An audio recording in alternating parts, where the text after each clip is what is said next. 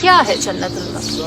جنت البقیع وہ قبرستان ہے جہاں پر مخدرات عصمت، مستورات آل اطہار موجود ہیں۔ جناب فاطمہ الزہرا رسول خدا کی بیٹی، خاتون جنت کی قبر جنت البقیع میں موجود ہے۔ جناب فاطمہ بنت اسد شیر خدا کی ماں جنت البقیع میں ہے۔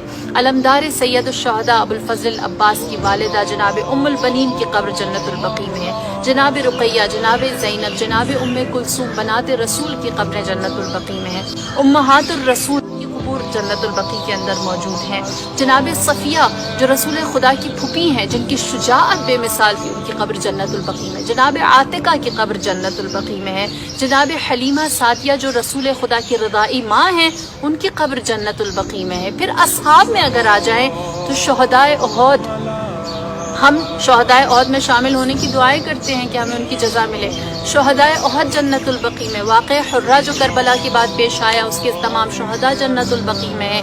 اسی طرح جناب مالک ابن انس جنت البقیع میں، جناب نافع جنت البقیع میں، جناب عثمان ابن عفان جنت البقیع میں، جناب ابو سعید خدری جن سے ہم بہت ساری روایات نقل کرتے ہیں، وہ جنت البقیع میں، جناب عبداللہ ابن مسعود جنت البقیع میں، جناب مقداد جنت البقیع میں، جناب جابر ابن عبداللہ انصاری جن سے حدیث کے ہم ہر روز روایت کرتے ہیں، پڑھتے ہیں، اس کی تلاوت کرتے ہیں، وہ جنت البقیع میں ہے۔ جناب عثمان ابن مطعون وہ جنت البقیع میں جو سب سے پہلے صحابی رسول تھے جنت البقیع میں، جن کی تدفین کی گئی، اور انہی کی محبت میں بریکٹ میں یہ بھی بتاتی چلوں کہ ان کی محبت میں امیر المؤمنین نے اپنے بیٹے کا نام عثمان رکھا تھا۔ لہٰذا یہ ساری ہستیاں جنت البقیع میں موجود ہیں۔ اور پھر اس کے بعد اہل بیت اطہار، امام حسن مجتبیٰ جنت کے سردار کی قبر جنت البقیع میں، امام زین العابدین کی قبر جنت البقیع میں، امام محمد باقر کی قبر جنت البقیع میں، امام جعفر صادق جنت البقیع میں، حضرت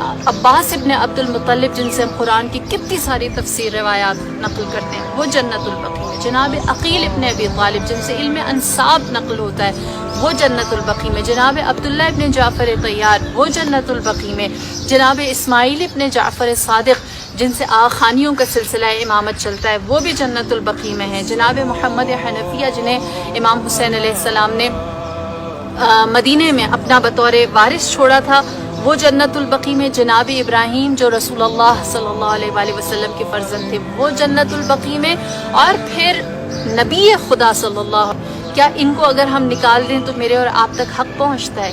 کیا یہ ہستیاں ڈیزرو نہیں کرتی کہ ہم ان کو وہ تعظیم دیں، وہ مقام دیں کہ جس کی بدولت ہمارے تک اللہ، اسلام، قرآن، قیامت اور وحدانیت کا پیغام پہنچا ہے؟ لہٰذا ان کی قبور کو آباد رکھنے کا مقصد کیا ہے؟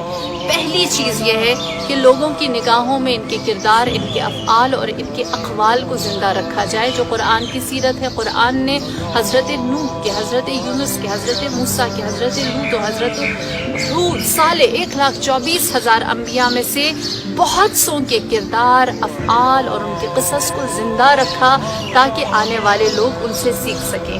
پھر خداوند کریم نے دوسری سیرت جو قرآن کی، وہ یہ کہ حق والوں کو اللہ نے ہمیشہ عزت دی ہے، ہمیشہ ان کا تذکرہ عظمت اور ہیبت اور جلالت کے ساتھ کیا ہے، اور ان کی نشانیوں کو اللہ نے عزت کے ساتھ بیان کیا اور باطل کو سرنگوں کیا ہے۔